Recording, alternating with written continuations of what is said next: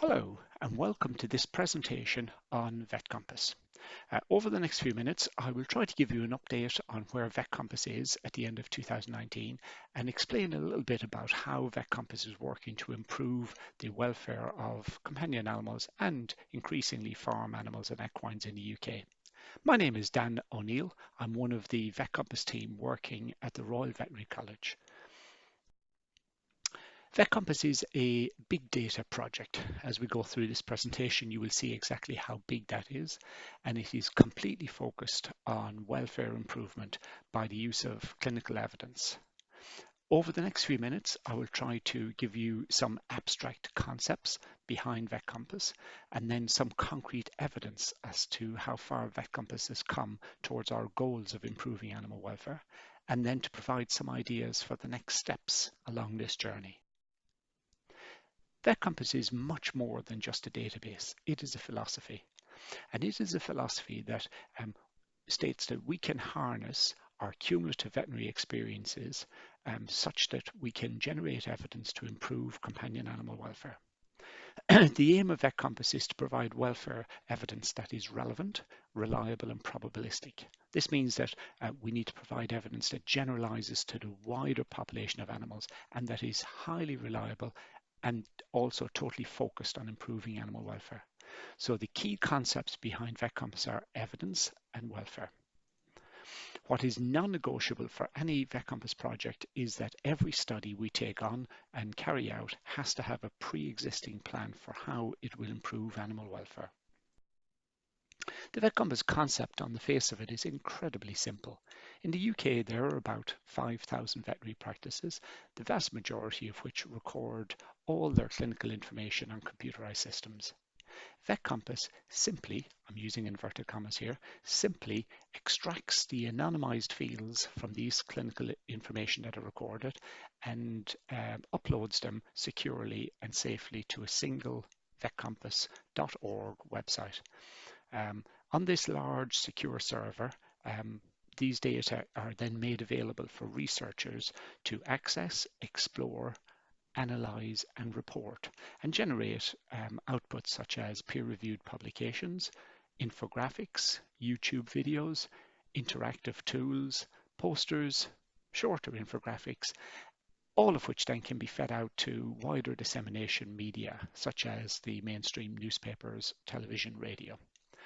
This information is then fed back to the veterinary practice teams so that we can improve the care that's given by veterinary practitioners to their animals. And this in itself will greatly enhance animal welfare.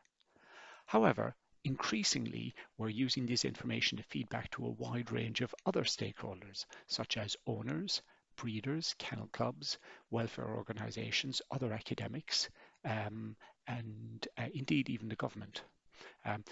It is only by all the relevant stakeholders working truly as a collaborative that we can really have a major effect on animal welfare. The whole concept behind VetCompass is about creativity, not recreativity. We want to create a new concept of how clinical data can be used to enhance animal welfare. We're not interested in just recreating or rehashing old methods. We're trying to create new concepts where we're bringing in researchers from all over the world, from all different backgrounds and disciplines, and we're also including primary practitioners and indeed a wide range of other team players within the VetCompass concept. Owners, for example, are now part of our research project because they're part of the data generating cycle. The data fields that we share are many. One key feature of these is that they are all anonymized. VetCompass does not collect any owner identifying information such as names or addresses or phone numbers. We collect IDs that in themselves have no direct identification value, but it does mean we can track animals or veterinary clinics across time within our database. We collect partial postcode, so we can determine levels of disease in different parts of the UK, but without the full postcode, we would be unable to identify any owners. We collect a lot of demographic information on the animals, their species, breed, sex, etc. And this means that we can do studies of different breeds or age groups or weight groups or color status. We collect a lot of clinical information as well. The vast majority of this information comes from the clinical notes. We do collect some coded information, but the vast majority of the depth of information we get on the welfare of animals is within the clinical notes. A key feature of VetCompass is at the point of care. So that means in the veterinary practice where the veterinary team, the vets and the veterinary nurses are giving clinical care, VetCompass is essentially invisible. We do not want to take up any time from the episode of care which might have any negative impact on the welfare of the animals. In the UK now, we have a very high proportion of veterinary clinics already sharing data with us, and the vast majority of veterinary clinics are aware of VetCompass. Every large group in the UK, bar one, are now sharing data with VetCompass, and we have a large number of independent practices as well. Increasingly, we are expanding into equine and large animal, so cattle, sheep, data collection. So increasingly, we are collecting data from these practices too. The veterinary practices that share data with us are spread right across the UK, and up to the end of 2019, we have over 30% of all UK veterinary clinics actively sharing data with us. This means we now have over 15 million UK animals within our database, over 55 million clinical notes, and 181 million treatments. So when I started this presentation by saying that we're now into the realms of big data for animal welfare research, we truly are. These 15 million animals give us data on 7.5 million dogs, 5.2 million cats, 768,000 rabbits, 651,000 small mammals, and 370,000 horses. This gives us access to study populations that were unheard of before VetCompass arrived. And now we are truly into the era of large-scale, relevant, and probabilistic and representative research.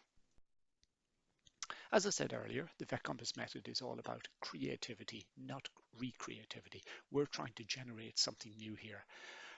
One feature of this is that all the data remain in a single research database. Previously, research tended to be done by having individual researchers hold their own data on their own laptops, and at the end of their piece of research, those data were often lost. This is no longer the case now. VetCompass has developed systems for real-time data upload and access. So the data that we see, the data that were recorded yesterday by veterinary practices is available today for research. This is truly amazing. We've also now allowed our researchers to access the data real-time online from anywhere in the world. So currently, as we speak, we have researchers in the US, we have researchers in Australia, we have researchers right across Europe accessing data that potentially were recorded yesterday by a veterinary clinic in the UK. A major development, and this is creativity in action, is that projects tend to be cumulative. So one researcher may do a research project and indeed publish it, and then another researcher will build on that, springboard from that to move on to the next project. So this means there is truly a much better level of efficiency, and our researchers can dig deeper and deeper and deeper into research questions. The large volume of data we have means that a manual examination of these data is now becoming unnecessary as we move into the era of natural language processing. So this means automated methods of reading clinical notes and extracting information. Another major creative feature of VetCompass is the inclusivity or the collaboratives. Our research projects are now getting bigger and bigger and including team members from a wide range of different disciplines. So welfare and statistics and medicine, all working together to explore single questions. So we're now truly into the era of big data. It is noteworthy, however, that these projects are all epidemiology projects.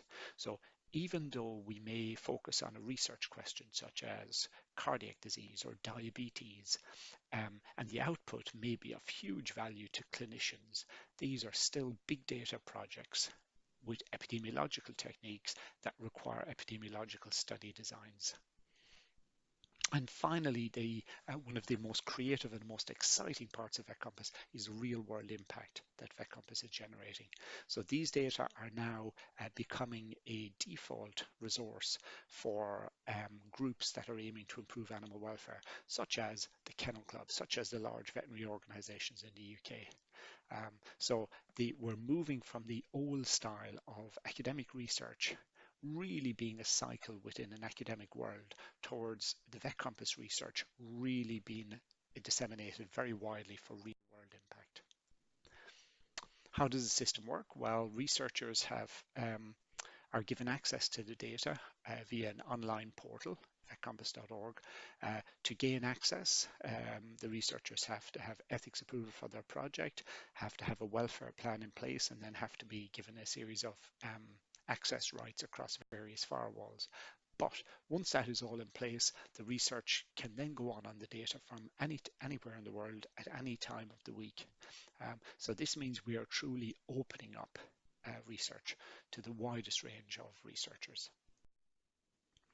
Current researchers also show the creativity behind VetCompass, because our current researchers include large numbers of undergraduate students who are using these data as teaching tools, postgraduate students, postdoctorals, interns, residents, research assistants, senior researchers. We include a lot of non-epidemiological experts within our research teams, and we also include a lot of practitioners who have hugely valuable insights into the nature of the data that are used in VetCompass. This is creativity in action. Previously, a lot of research was the domain of just formally trained researchers. We're now opening up the world of research to a wide range of people who would previously not have even thought about being involved in research. The current main research focuses of VetCompass are all centered around welfare and a very large focus on breed-related health. However, increasingly over time, we're expanding this into other areas such as extreme conformation, antimicrobial usage, specific disorders, you'll see these later, natural language processing and other AI methods. We're developing equine and cattle and sheep projects. A lot of work is going into understanding exactly how the primary care practice team deliver the care that they do, and also a wide amount of work going into demography, understanding the nature of the breakdowns of the breeds within dogs or cats, the ages, the body weights, and how these are changing over time. So let's look at some of the outputs. This is the concrete evidence we said earlier. VetCompass has really been running for less than a decade, and many projects that exist for less than a decade might end up aiming to have 2, 3, 4, 5, 10, maybe aspirationally papers published over this time. Well, VetCompass has gone well beyond that and has been hugely successful in peer-reviewed publications. The types of topics that VetCompass covers can be broken down into a number of different groups. One of these groups encompasses studies that include all disorders within certain groups of animals. So we might have all disorders within dogs, or all disorders within certain types of breeds of dog, or certain types of conformation dog, or as a cause of death in dogs. These data can then support evidence generation, such as this book published in 2019, Breed Predispositions to Diseases in Dogs and Cats. But these data are also used as a mainstay helping welfare projects such as the Breed Health and Conservation Plan at the Kennel Club, which aims to improve the health of specific breeds of dogs. And there is also some work going on in cats, where we have pan disorder studies of Persian cats, causes of cats dying, and cats overall. And in 2019, this concept spread to rabbits, where we had our first paper on rabbits, looking at overall disorders in rabbits. Equally, instead of looking at all disorders, we can focus on one disorder, but then dig much more deeper to explore how common it is, the incidence, the prevalence, some risk factors, the outcomes of therapy, and the welfare impact. To date in dogs, there's been a wide number of papers on specific disorders, including epilepsy, some tumours, patellar luxation, difficulties giving birth. But the list goes on, including urinary incontinence, road traffic accidents, lipomas, and aspects related to lymphoma.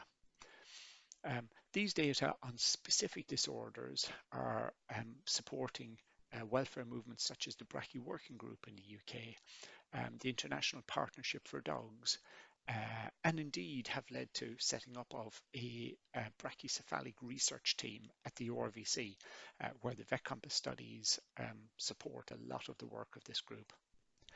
We also have some specific disorders reported in cats: chronic kidney disease, diabetes, hyperthyroidism.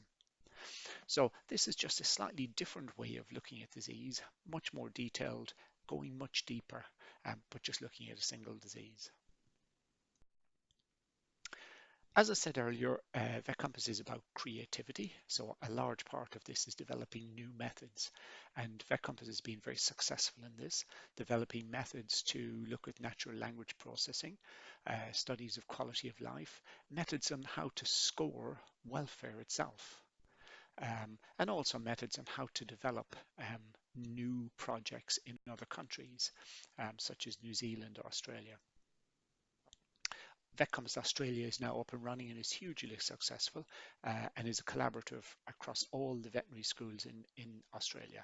So this is another concrete example of how the VetCompass concept and the VetCompass evidence can be brought into play for real change for animal welfare. Therapeutics are a key aspect of improving animal welfare, understanding what drugs are used, how they're used, and outcomes. VetCompass has explored this, looking specifically at systemic glucocorticoids and also looking at antimicrobial use. These data can also be used to help our stewardship of drug use, especially of antimicrobials. The UK is currently setting up a new antimicrobial stewardship group, and VetCompass is very proud to be supporting this group. Dogs have often been called man's best friend, and from a VetCompass perspective, that is also hugely true. The data that we generate on dogs and cats can also be used to help us understand disease processes in humans. So to date, VetCompass studies have been reported and published looking at aging in dogs versus humans, aging in males versus females, dogs versus humans, multimorbidity, where we looked at animals, dogs that had one disease, what was their probability of having other diseases, to try and learn about underlying causes of disease and how these could be applied to humans as well. These data were taken and used as part of a book on aging on humans called The Longevity Dividend, and is a beautiful example of how VetCompass veterinary data can also be applied to help human care and human understanding of disease. So conceptually, what do we think of VetCompass? Well, I often think of it as a huge stew where we have lots of different components. We have the carrots and the meat and the peas, lots of different components. But by selecting different components for different studies, we can end up creating very different outcomes. So let's think of VetCompass as a delicious stew.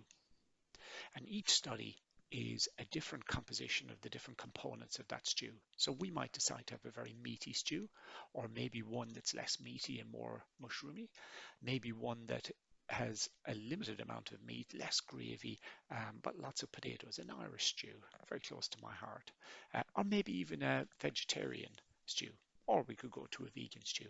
So VetCompass, I think, is something to offer everyone who's interested in research. But what is it that makes VetCompass so special? What are the key ingredients for this delicious VetCompass stew? Well, the first is that if we're going to create a good study, we need a very good welfare-related question. This needs to be well defined, and obviously it has to be related to welfare. We need genuine collaborators. So this means getting a diverse team of researchers, collaborators who will contribute. We need the main researcher, so this is the person who will do the majority of the work. And then we need some support, some funds. So these can be direct financial to cover the costs of the research and the data collection, or they can be in kind, where different collaborators contribute different non-financial resources, such as statistical resources. And then we need data. And this is where VetCompass is very strong with such a large volume of data available. Once we've put all of these together and we've created our own unique ladle of stew, whether it's the meaty version or the Irish stew version, we then need to see how can we improve animal welfare by carrying out the study. One way to understand this would be to look at some of the current projects that are going on in VetCompass. I show here the link to the VetCompass projects page, and here you will find information on current projects going on with VetCompass. The first one here, Hot Dogs Investigating the Epidemiology of Canine Heat Stroke, is funded by Dogs Trust and involves some collaborators from Nottingham Trent University, where we are exploring the frequency and the severity and the outcomes of heat stroke events, heat-related events in animals. But there are lots of other projects, and one of the best ways to learn how these projects work is to go and look at some of the current projects. Another way to look at the output and to assess whether this is genuinely useful to animal welfare is to look at the count of papers each year from VetCompass. I started my PhD in 2010, and this ran for 3 years. So the first couple of years developing VetCompass during my PhD delivered quite a few papers, given that this was a PhD project. But you can see since then that the numbers of papers have risen dramatically, almost exponentially, such that in 2019 there were 22 papers published. This is quite extraordinary. But what is more extraordinary is when we start to unpick some of the information behind these papers. For example, when we look at the authors of the 68 VetCompass papers published to date, we will see 101 of them were UK based at the time of the publication, but 21 were non-UK. This shows that VetCompass is open to researchers right across the world. Another way to look at the breakdown of authors is to look at whether these authors were RVC, Royal Veterinary College, based at the time of the publication, or non-RVC. And at the time of the publication, more than half of all the authors on these VetCompass papers were non-RVC. This is creativity in action. Previously, studies tended to be very much based within one institution. Now VetCompass is changing all of that and making the VetCompass authorship teams truly multinational, but also multi-institutional. And then the final way of looking at the authorship is to look at whether the authors were undergraduates or non-undergraduates at the time of publication. And amazingly, 20 of the 122 authors were undergraduates at the time of publication. This again is revolutionary creativity in action, where we're bringing the undergraduate population into the research process. So what are the research opportunities? This is looking ahead, next steps for VetCompass and for people interested in VetCompass projects. Well, the first opportunity is to genuinely develop and start a totally new project. And VetCompass is always interested in new projects. But the other, much more speedy outcome is for researchers who are interested in research is to speak to the VetCompass team and to become involved in current studies. At any one time, we have dozens and dozens of studies underway, and we're always keen to welcome new researchers onto these study teams. These new researchers might decide to join and become co-authors on peer-reviewed publications or posters or conference presentations. An alternative way is, rather than looking at just clinical topics, is to look at novel research methods. And we are increasingly growing our team that is exploring AI, artificial intelligence methods of exploring our data. So we are welcoming into VetCompass data scientists. Researchers may join the team as a supervisor. We supervise a great number of undergraduate and postgraduate projects. So supervisors are always welcome. And we're growing the direct VetCompass team itself. So there are increasing numbers of roles within VetCompass that are available. VetCompass encompasses a lot of PhD and master's projects, so we would welcome students, researchers, postgrads who are interested in becoming a PhD or a master's student, and we have dozens and dozens of undergraduate projects, so we would welcome undergraduates. One of the strongest points going forward about big data is about linking data sets. When we link data sets, we can vastly increase the value of these. So again, there is a huge opportunity here for other researchers with other data sets to link them to VetCompass. So what I've tried to present here is the overall concept of VetCompass.